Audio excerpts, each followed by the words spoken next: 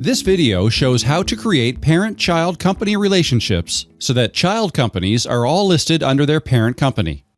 First, locate and select the parent company. Then scroll down and click Add Child Companies. Begin typing the company you want to link, and companies will display here.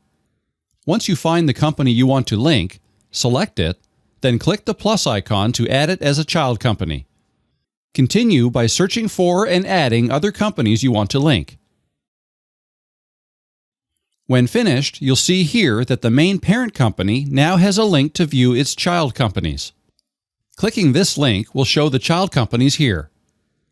By clicking the arrow next to a child company, it will take you to that child company's record, and you'll be able to see here who its parent company is.